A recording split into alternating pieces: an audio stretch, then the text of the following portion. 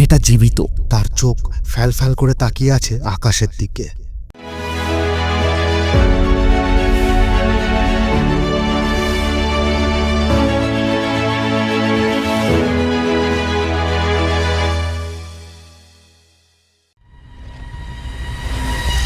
ফাঁসির দড়ি যার মৃত্যু নিশ্চিত করতে পারেনি।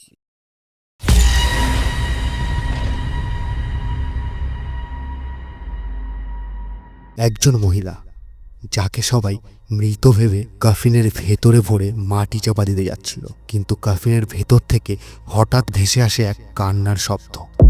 যার অপরাধ, তিনি মা হতে যাচ্ছিলেন, একজন শিশুকে পৃথিবীর আলো দেখাতে চেয়েছিলেন।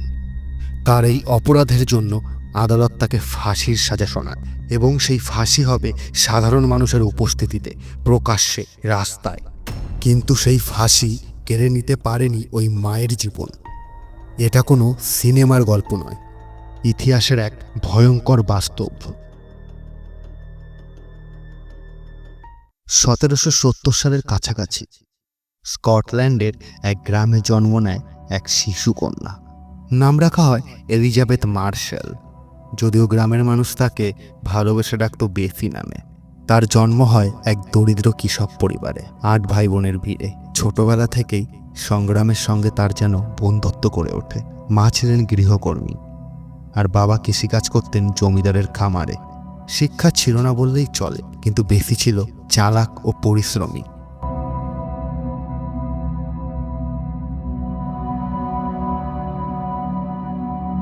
যৌবনে পা দেওয়ার আগেই তার বিয়ে হয়েছিল এক সৈনিকের সঙ্গে, কিন্তু সে বিয়ের কিছু বছর পরই যুদ্ধক্ষেত্রে নিখোঁজ হয়ে যায় বেসির স্বামী।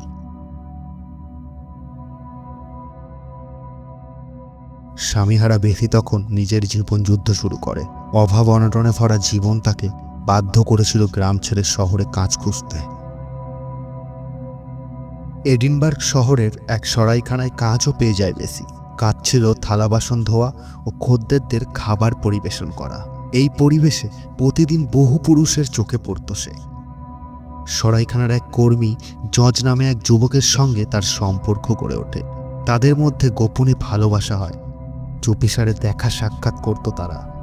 কিন্তু এই সম্পর্কের পরিণতি যা হওয়ার কথা সেটাই হলো, বেসি গর্ভবতী হয়ে পড়ে। কিন্তু সমস্যা ছিল তাদের বিয়ে হয়নি, আর সেই সময় স্কটল্যান্ড সমাজে অবিবাহিত নারীর মা হওয়া ছিল পাপ তুল্য।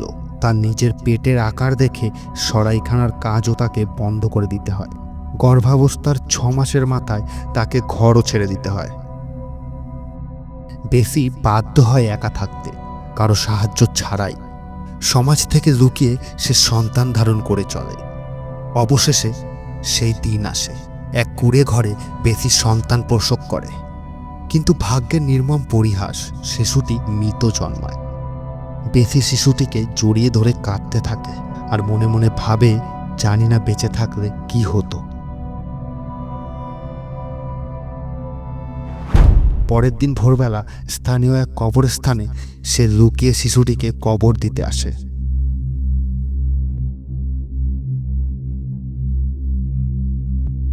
কিন্তু শ্মশানরক্ষী এক বৃদ্ধ তাকে দেখতে পায় এই কার্যকলাপ করতে। খবর ছড়িয়ে পড়ে চারিদিকে, এক মহিলা মৃত সন্তান গোপনে কবর দিচ্ছে, নিশ্চয় হত্যা করেছে। বেসিকে গ্রেপ্তার করা হয়। শহরের আদালতে তার বিচার হবে। তার বিরুদ্ধে আইনত অভিযোগ 2টি। প্রথম, তার গর্ভধারণ লোকানো, সদ্যজাত শিশুকে হত্যা করে গোপনে কবর দেওয়া। বেসি বরাবর বলেছিল, শিশুটি মৃত জন্মেছিল, আমি হত্যা করিনি। কিন্তু তখনকার সমাজ ও আইনে নারীর কণ্ঠ শোনার জায়গা ছিল না। এবং তার চেয়েও বড় কথা, তখনকার সমাজে পিতৃহীন শিশুর জন্ম ছিল সমাজের চোখে অমার্জনীয় অপরাধ। জুরি রায় দেয় মৃত্যুদণ্ড, তার শাস্তি ফাঁসি হবে, তাও আবার প্রকাশ্যে। এডিনবার্গের টোলবুথ স্কয়ারে 1724 সালের সেপ্টেম্বর মাসে ফাঁসির দিন নির্ধারিত করা হয়। সেই দিন শহরের শত শত মানুষ ভিড় জমিয়েছিল ফাঁসি দেখতে। অনেকে বলল, এই মহিলা সমাজের কলঙ্ক, এর শাস্তি হওয়া উচিত। ফাঁসির মঞ্চে তোলা হয় বেসিকে।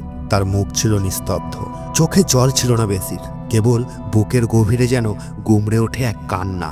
গলায় দড়ি পরানো হলো। হ্যাংম্যান তার কাজ সম্পূর্ণ করে। পায়ের নিচে পাটাতন সরে যায়, দড়ি টান টান।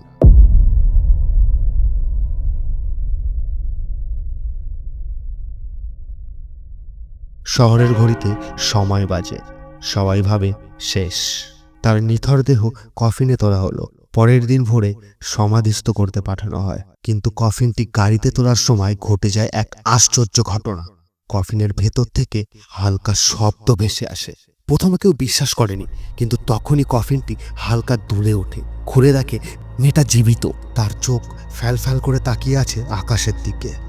একজন চিকিৎসক এসে বেসির দেহ পরীক্ষা করে বলল, দড়িতে ঝোলানোর সময় তার শ্বাস প্রশ্বাস বন্ধ হয়েছিল বটে, কিন্তু হৃৎপিণ্ডের স্পন্দন বন্ধ হয়নি। তখন থেকেই ধীরে ধীরে স্নায়ু কাজ করতে শুরু করে। শহরে হইচই পড়ে যায়। কাগজে বের হয় শিরোনাম, মরেও ফিরে এলো এক নারী, ফাঁসির দড়ি যার মৃত্যু নিশ্চিত করতে পারেনি। দ্বিতীয়বারের জন্য বিচার হয় আদালতে, এবং বিচারকদের মধ্যে চলে আইনি দ্বন্দ্ব। প্রশ্ন ওঠে, তাকে কি আবার ফাঁসিতে ঝোলানো যাবে? আইনের ভাষা বলেছিল, মৃত্যুদণ্ড একবার কার্যকর হলেই তার সম্পূর্ণ ধরা হয়। তাহলে কি তাকে আবার শাস্তি দেওয়া যাবে? দ্বিতীয়বারের বিচার সভায় ধর্মীয় নেতারা বলেন, এটা ঈশ্বরের ইচ্ছা। ঈশ্বর চেয়েছেন সে বেঁচে থাকুক। আমরা যদি তাকে আবার ফাঁসি দিই, তবে সেটা হবে ঈশ্বরের বিরুদ্ধে কাজ করা। বিচারপতিরা আলোচনা করে এক ঐতিহাসিক রায় দেন। আইনের চোখে বেসির মৃত্যু ইতিমধ্যেই ঘটেছে, তাই পুনরায় ফাঁসি দেওয়া হবে না। সে এখন মুক্ত।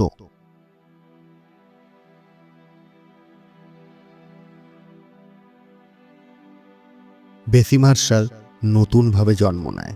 তাকে ছেড়ে দেওয়া হয়, কিন্তু সে শহরে থাকেনি। অন্য শহরে চলে যায় নাম পরিবর্তন করে। বাকি জীবন নীরবে একাকিত্বে কেটেছে তার। গির্জার পাশে এক ছোট্ট ঘরে কাজ করত সে, কিন্তু তার গল্পটা হয়ে ওঠে চিরন্তর এক কিংবদন্তি, মরে গিয়েও বেঁচে ওঠার গল্প। বেসির এই ঘটনাটা স্কটল্যান্ডের ইতিহাসের পাতায় হাফ হ্যান্ড ম্যাগি নামে পরিচিত। কেউ বলে ম্যাগি ডিকসন, কেউ বলে বেসি মার্শাল। দুটিই হতে পারে, কারণ এই রকম ঘটনার বিবরণ পাওয়া গেছে বিভিন্ন সময়। এত বছর পরও এডিনবার্গ শহরে একটি সরাইখানা রয়েছে, যার নাম ম্যাগি ডিকসন্স পাব, যা আজও এই অলৌকিক নারীর স্মৃতিচিহ্ন হিসাবে ধরা হয়। সবশেষে একটাই কথা বলবো, বেসি মার্শাল শুধু এক নারীর নাম নয়, সে আইন, সমাজ, মৃত্যুর বিরুদ্ধে এক জীবন্ত বিদ্রোহী। যখন সকলেই তার মৃত্যু চেয়েছিল, কিন্তু প্রকৃতি বলেছিল, না, এখনো সময় হয়নি।